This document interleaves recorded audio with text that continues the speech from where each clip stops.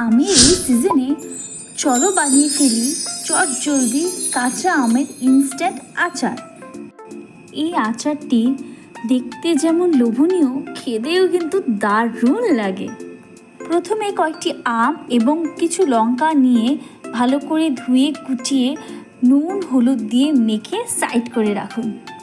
যারা আচার খেতে ভালোবাসেন তারা কিন্তু চট জলদি এই আচারটি বাড়িতে বানিয়ে ফেলতে পারবেন। আচারে মশলা বানানোর জন্য আমি নিয়ে নিলাম শুকনো লঙ্কা, মৌরি, কালো গোলমরিচ, সাদা সর্ষে, ধনে গুঁড়ো এবং কিছুটা পরিমাণে মেথি দানা। তারপর এগুলোকে শুকনো করে ভেজে নিয়েছি, এবার মিক্সিতে গুঁড়ো করে নিয়েছি। এবার হলুদ লবণ মাখানো আমগুলিতে কিছুটা পরিমাণে কালো জিরে ছড়িয়ে দিলাম, এতে কিন্তু আচারে একটি ফ্লেভার এনে দেবে। তারপর গুঁড়ো করে রাখা মশলাটি আস্তে করে ঢেলে দিলাম।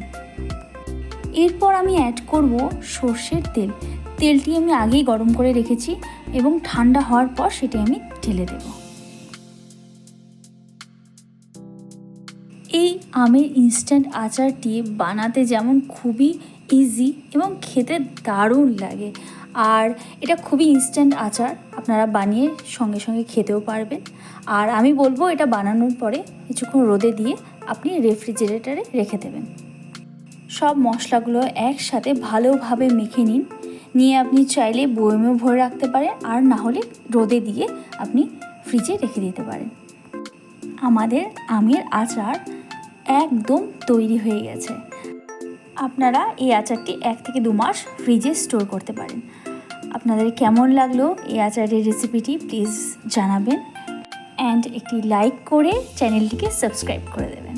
And thank you for watching.